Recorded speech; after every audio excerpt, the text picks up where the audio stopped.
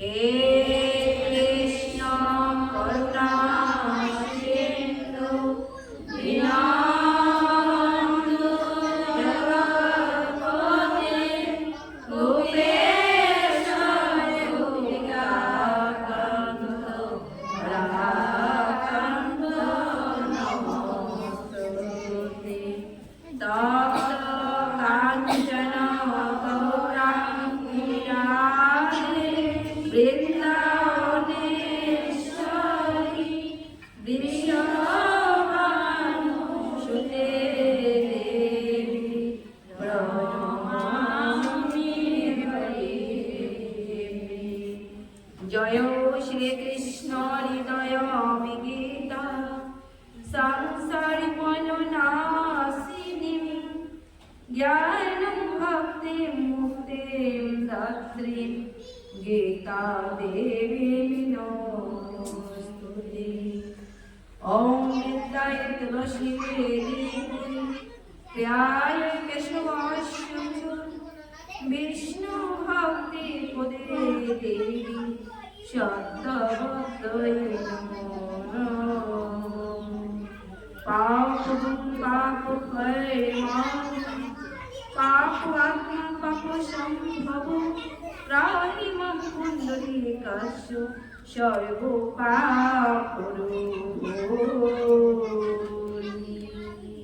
কৃষ্ণায় বাসুদেবায় হরে পরমাত্মনে প্রণত ক্লেশনাশায় গোবিন্দায় নমো। হরে কৃষ্ণ হরে কৃষ্ণ কৃষ্ণ কৃষ্ণ হরে হরে হরে রাম হরে রাম রাম রাম হরে হরে। হরে কৃষ্ণ হরে কৃষ্ণ কৃষ্ণ কৃষ্ণ হরে হরে হরে রাম রাম রাম হরে হরে। হরে কৃষ্ণ হরে কৃষ্ণ কৃষ্ণ কৃষ্ণ হরে হরে হরে রাম রাম রাম হরে। আমরা জগন্নাথ দেবের চন্দন যাত্রা উৎসব নিয়ে আলোচনা করব। কবে থেকে প্রভু শ্রী জগন্নাথ দেবের এই চন্দন যাত্রা উৎসব আরম্ভ হয়েছে? অক্ষয় তৃতীয়া দিন থেকেই চন্দন যাত্রা উৎসব আরম্ভ হয়ে গেছে।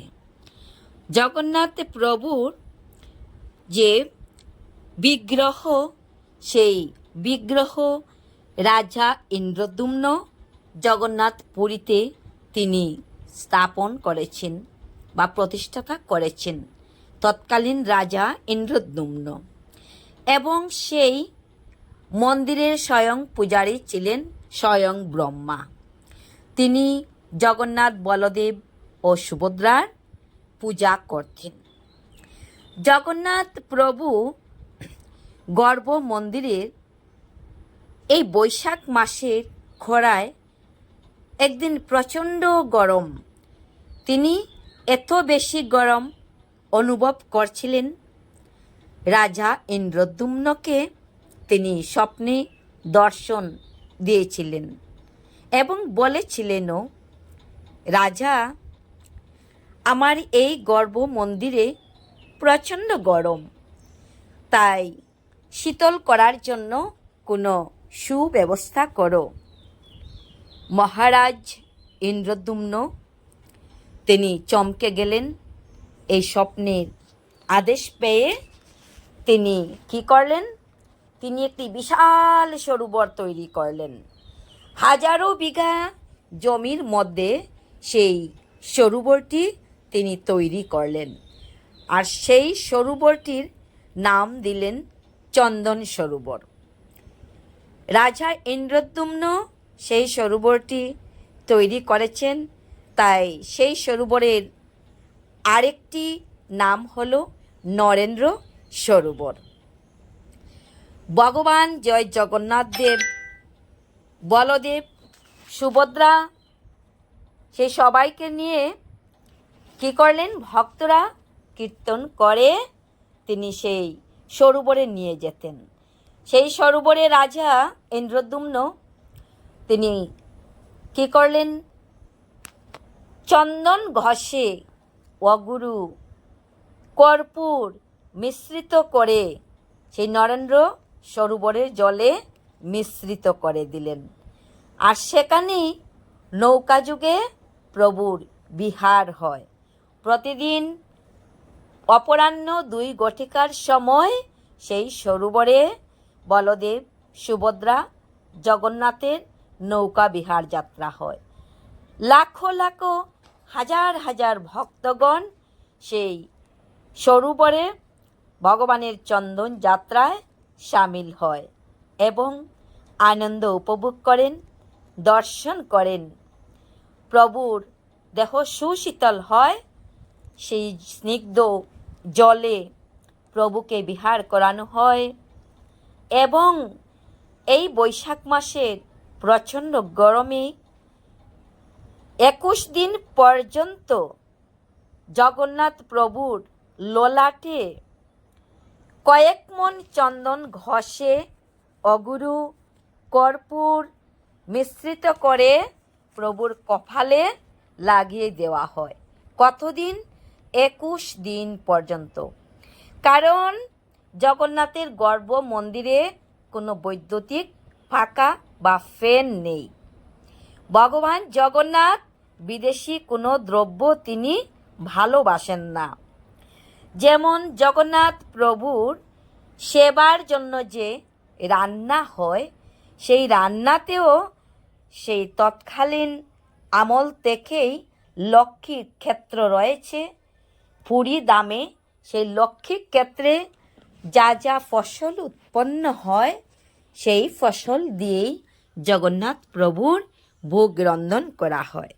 যেমন আলু, ফুলকপি, এইগুলি হলো বিদেশি সবজি, টমাটো, এইগুলি আজ পর্যন্ত জগন্নাথ প্রভুর ভোগের মধ্যে দেওয়া হয় না, রন্ধন সামগ্রীর মধ্যে মিশ্রিত করা হয় না। তেমনি ওই পাকা বৈদ্যুতিক লাইট ভগবান ভালোবাসেন না। ভগবান ভালোবাসেন ভক্তের হৃদয়ের প্রেম। তাই ভক্তের এই প্রেম মাখানো চন্দন ঘষা, চন্দন, অগুরু, কর্পূর ইত্যাদির লেপন জগন্নাথ অত্যন্ত ভালোবাসেন। আজ অবধি আপনারা জগন্নাথ পুরী ধামে কোনোদিন যদি আপনারা যান, তবে দেখতে পাবেন গর্ভগৃহের বাইরে লাইট এবং ফ্যানের পাখার ব্যবস্থা রয়েছে, কিন্তু গর্ভগৃহে কোনো পাখা বা বৈদ্যুতিক লাইট নেই। ভগবান জগন্নাথ ভক্তের অধীন। ভক্ত যেভাবে সাজায়, ভক্ত যেভাবে আনন্দ দেন, সেই আনন্দটি তিনি খুব বেশি ভালোবাসেন। তাই হাজার হাজার লাখ লাখ ভক্ত এই নরেন্দ্র সরোবরে নিয়ে যায় ভক্তরা কীর্তন করিতে করিতে। আষাঢ় মাসে রথযাত্রার দিনে জগন্নাথ প্রভুকে বাহির করা হয়। তাই রথযাত্রা